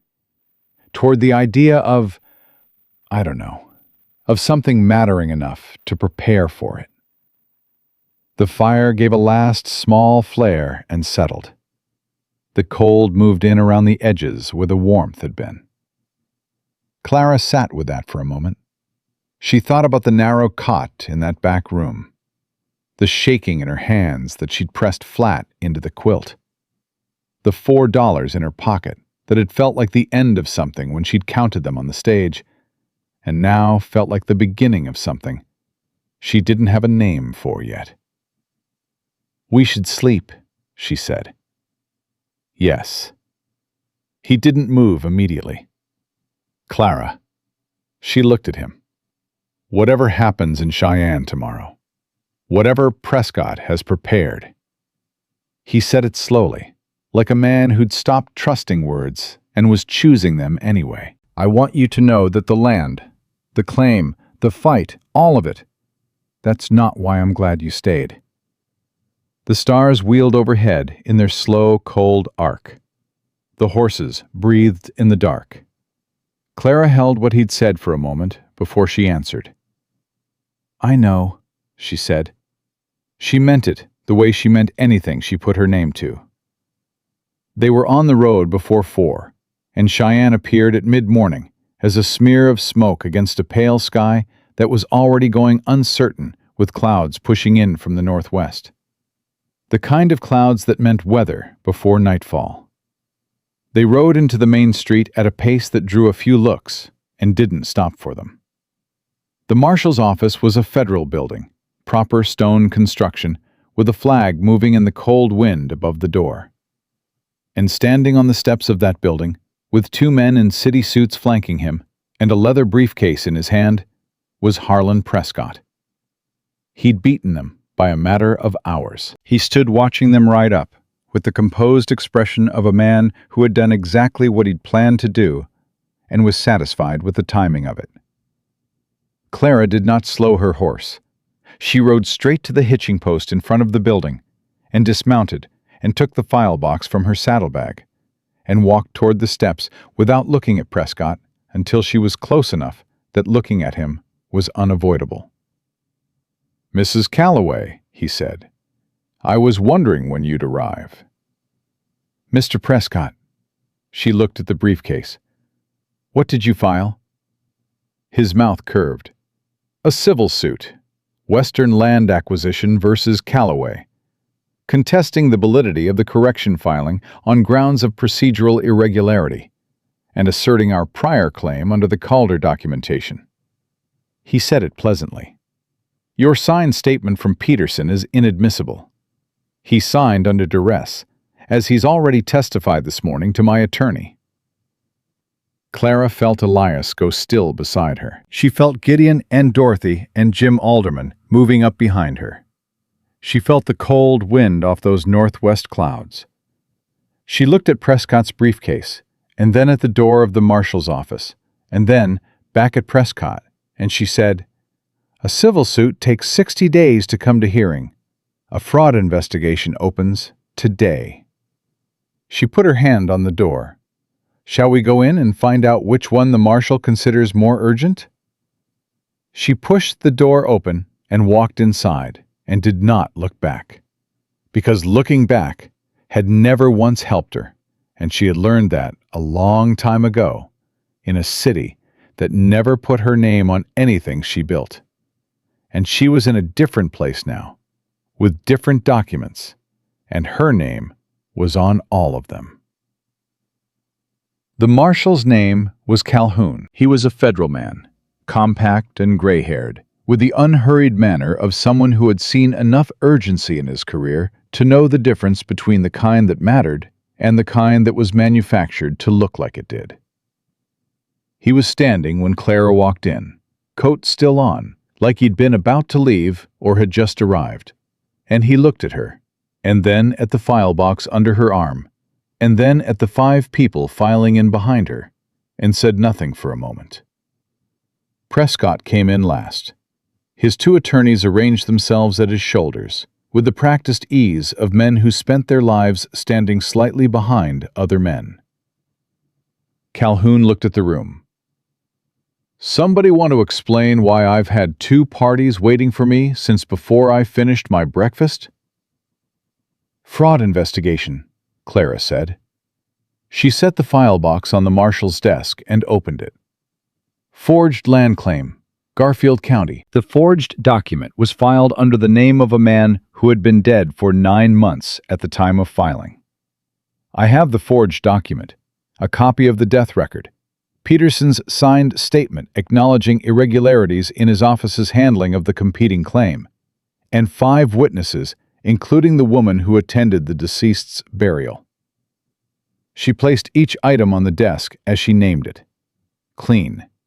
Ordered. The way she'd always arranged accounts, so that anyone looking could follow the logic without being led by the hand. Calhoun picked up the Calder document, read it, picked up the death record, read that, looked at the dates, set both down and looked at Prescott.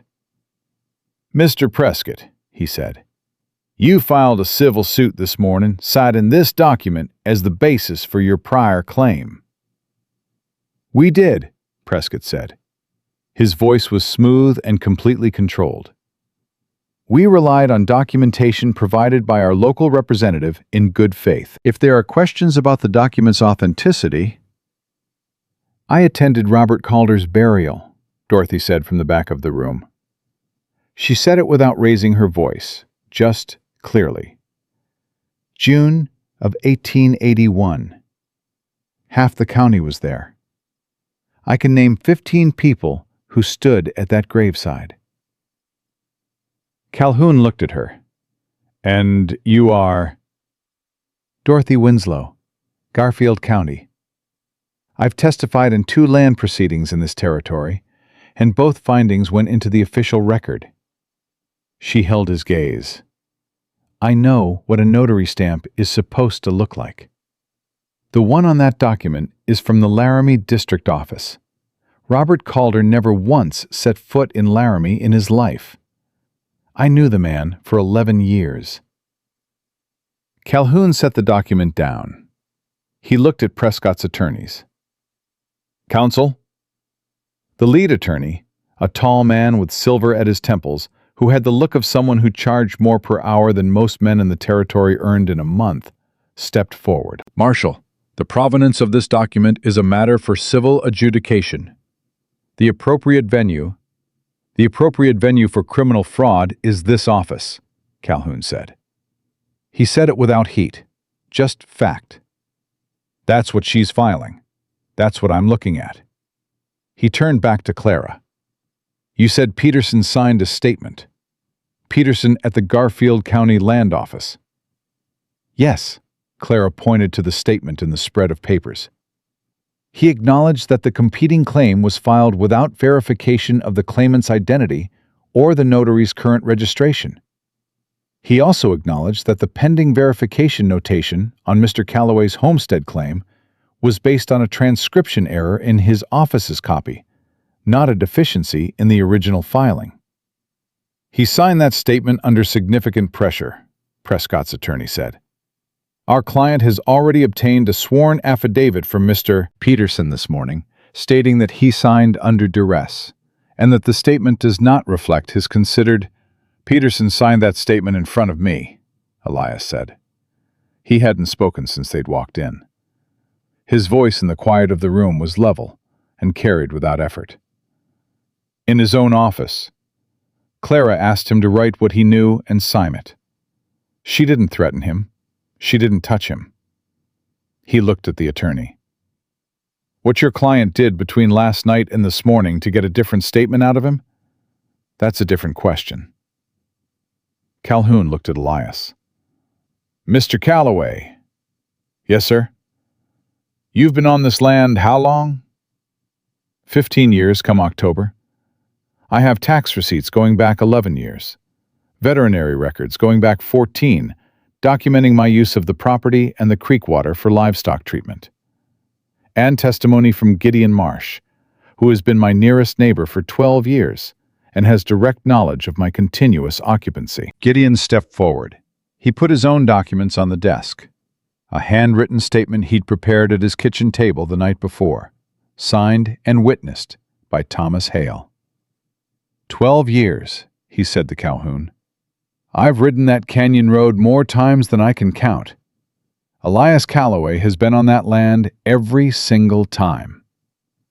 Jim Alderman stepped up beside him. Jim Alderman, my water rights claim predates Aldis's filing by 8 years. I've got documentation. Same company behind Aldis as behind Prescott. He set his satchel on the desk. I've been waiting 3 years for someone to walk into this office. Calhoun looked at the desk. It was covered now with documents, statements, tax receipts, the forged Calder filing, the death record, the Peterson statement, and Gideon's and Jim's materials. He looked at all of it the way Clara had looked at Elias's file box on that first night, taking in the shape of it before the details, reading the structure. He looked at Prescott. I'm opening a fraud investigation. That means I'm impounding the Calder document as evidence. He looked at Prescott's lead attorney. Your civil suit is filed, and the court will hear it on its schedule. But I'd advise your client that a civil proceeding running concurrent with a federal fraud investigation is a complicated position to be in. He picked up the Calder document and set it in a separate pile. Counsel, you're welcome to a copy of the document. You're not welcome to the original. The attorney started to speak. Prescott touched his arm. One small gesture. The attorney stopped. Prescott looked at Clara. It was a long look, and it was the first time since the land office in Garfield County that he looked at her without the smooth surface fully in place. Underneath the surface was the look of a man who had run a careful operation for 3 years and had not seen this specific variable coming, and was now calculating what that cost him. Mr. Prescott, Clara said. She said it quietly, not for the room, just for him. You built this case on the assumption that no one in Elias Calloway's position would have anyone in their corner who knew how to read your paperwork. She held his gaze. That was your mistake. Not the forged document. The assumption. Prescott picked up his hat. We'll see what the civil court has to say, Mrs. Callaway. We will, she said. I'll be ready. He left. His attorneys followed. The door closed behind them, and the room felt larger. Calhoun looked at the remaining people in his office. 5 witnesses, a file box, and enough documentation to keep his office occupied for the better part of a month, and he said, I'm going to need written statements from all of you. Today, while you're here. He looked at Clara, starting with yours. They were in Calhoun's office for 4 hours. Clara gave her statement first, detailed and chronological, and Calhoun's deputy wrote it out longhand, and she read it back and corrected 2 minor errors and signed it. Dorothy gave hers next, then Jim Alderman, then Gideon. Elias gave his last, and his was the longest because Calhoun wanted the full 15 years, not just the claim and the fraud, but the continuous occupancy, the improvements, the veterinary records, the tax payments, the complete picture. When Elias was done, his hand was tired from signing, and his voice had gone rough at the edges.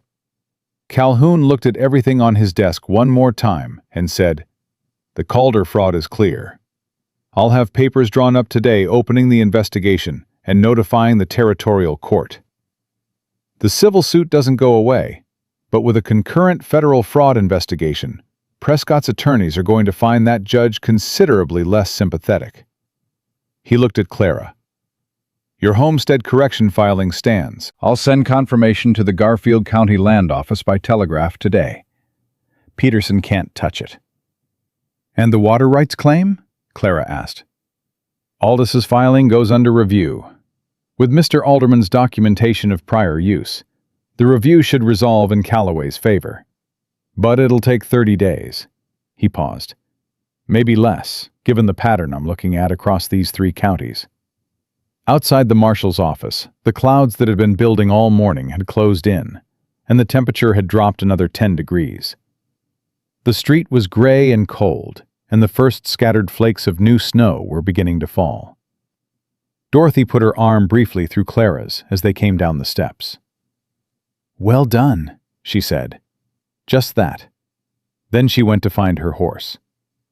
Gideon shook Elias's hand, then Clara's. Jim Alderman did the same. There was talk of finding rooms for the night before the weather closed in, and then riding back together in the morning. And arrangements were made quickly, in the practical way of people who had spent their lives making arrangements in cold weather, without a lot of words. And then it was just Clara and Elias standing in the street, with the snow coming down around them, and the day's noise settling. Elias looked at the marshal's office door, at the flag above it, moving in the cold wind. He'd had his hand over his inside coat pocket, where the correction filing was folded, most of the day. A gesture he probably didn't know he was making, the way a man kept touching something he was afraid of losing. He wasn't touching it now. His hands were at his sides. "It's done," he said. "The fraud investigation is open," Clara said. "The correction filing is confirmed. The civil suit is still—" "I know." He looked at her. "I meant, it's done. Whatever was holding it all in place. The way it's been." He said it slowly, feeling for the words like a man crossing unfamiliar ground, testing each step before trusting his weight to it. "I came out here to disappear, and I disappeared so well, I nearly lost the place I was hiding in. And you—" He stopped. "Go on," she said. "You walked in and read my own documents back to me, and found the thing that was going to take it all away. In 40 minutes. With a file box and a pen, and whatever it is you have that makes you look at a room full of paperwork and see what's wrong with it like other people see what's wrong with a fence line." The snow fell between them. "I don't know what to do with that." "You don't have to do anything with it," Clara said. "It's just how I see." "I know." He looked at her. "That's what I don't know how to do anything with." She understood what he meant. Not the gratitude. She'd fielded gratitude from enough people who had needed her work without knowing it was hers to receive it without discomfort. This was something else. This was a man who was not accustomed to being seen, and was standing in the snow telling her that she had seen him, and that it had changed something, and he didn't have the vocabulary for that yet, because the vocabulary required a kind of trust he'd been storing up alone for 9 years, and hadn't spent. "We have time," she said. "To learn how." He was quiet for a moment. The snow was coming harder now, the flakes bigger, and the street was emptying around them as people moved for cover. "When I wrote that letter," he said, "I wrote 4 drafts.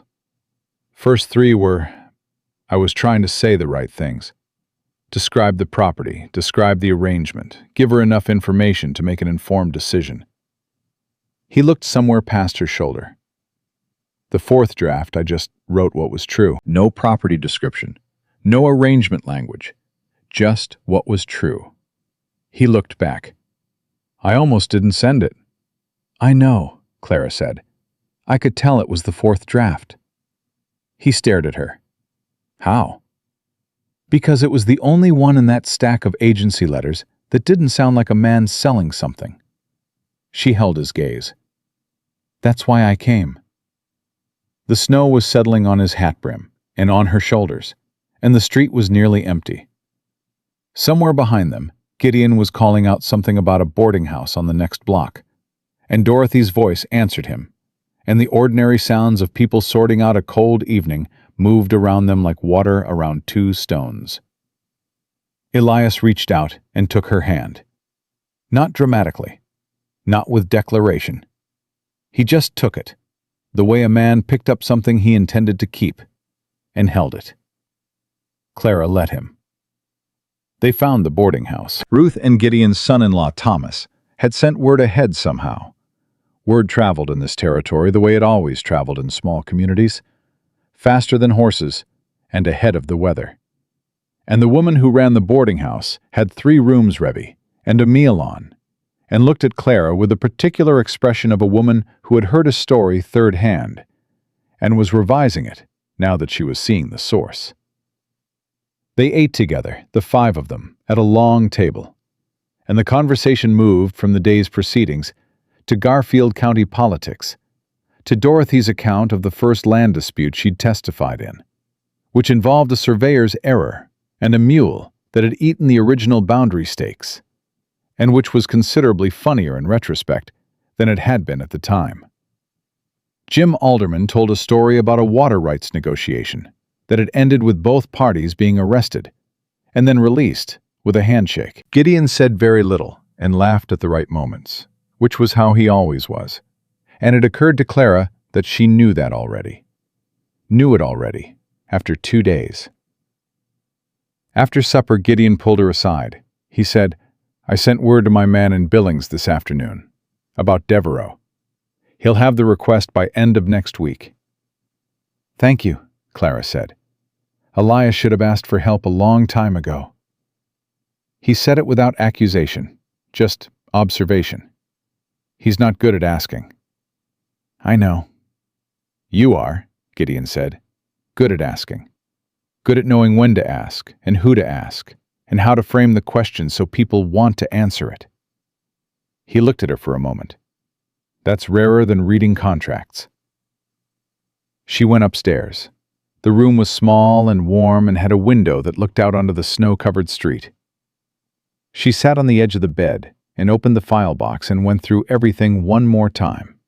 Not because she'd missed anything, but because this was how she settled. This was how she'd always settled, in the years of invisible work, in the years of her brother's name on her accounting, and her own name on nothing.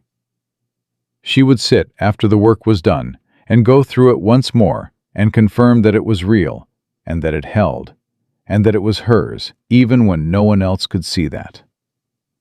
Tonight it was hers in a way that nothing before had been. Her name on the correction filing.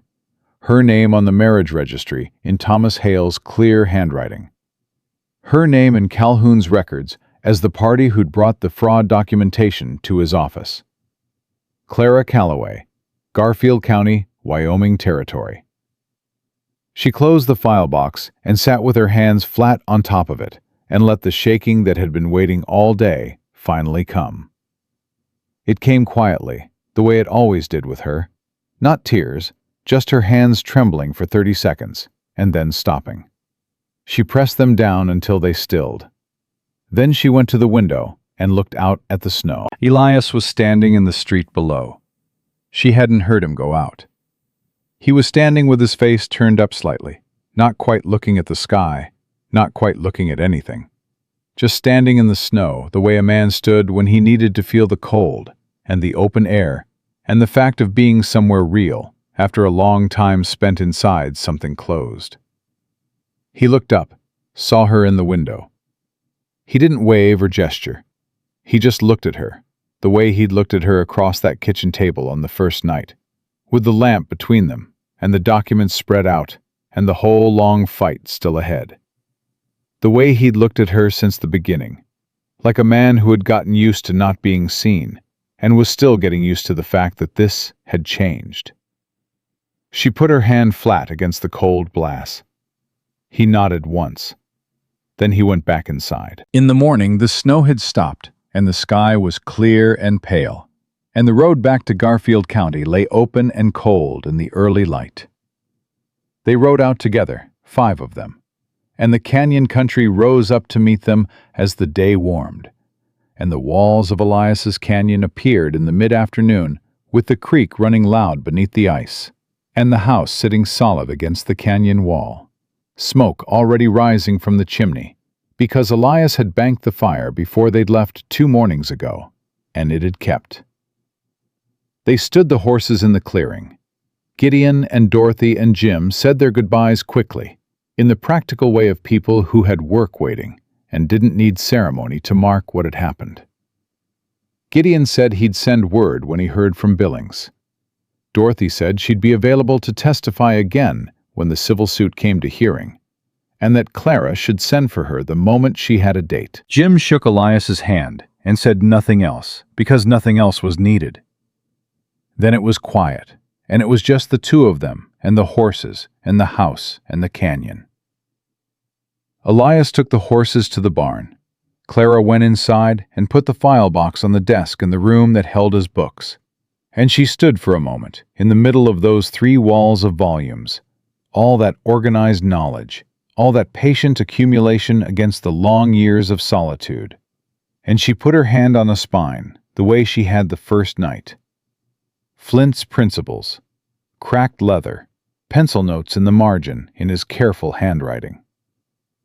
She heard him come in, heard him hang his coat, heard the stove door open as he rebuilt the fire for the evening. She went back to the main room. He was kneeling at the stove, and he looked up when she came in, and whatever he saw in her face, or whatever she saw in his, made them both go still for a moment in that room that had been empty for so long and was not empty anymore. Cole Devereaux's statement will close the last gap in the title, Clara said.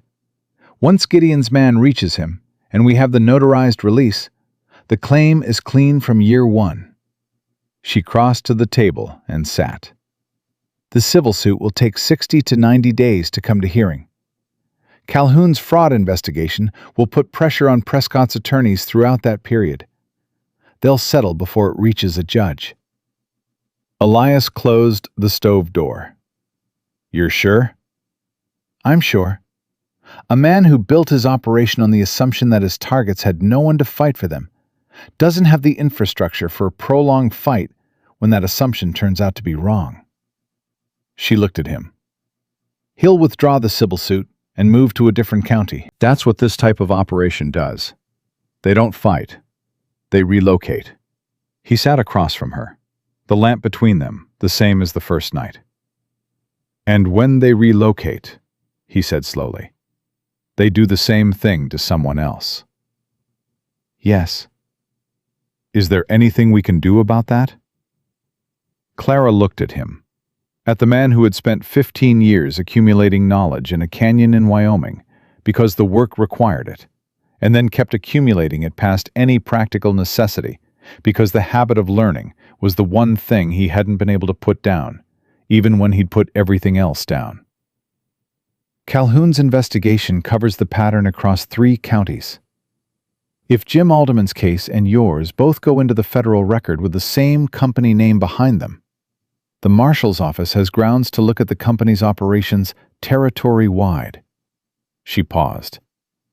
That will take time, and someone will need to coordinate the documentation across the different claimants. She met his eyes. I could do that. He looked at her. From here. From here. She held his gaze. If that's where I'm staying. You know it is, he said. He said it like it was the simplest fact in the room, like it had been true since before she arrived, and they were only now catching up to it in conversation. You knew it was, Clara, since the first night. She had. She'd known it when she'd pressed her hands flat into the quilt in the dark and waited for the shaking to stop. And she'd known it when she'd found the forged document and felt the cold forward clarity come up in her like something that had been waiting a long time for the right problem to solve. She'd known it when he'd given her the better horse without making a point of it. Some things you knew before you had words for them. She'd been working without words for most of her life. Yes, she said.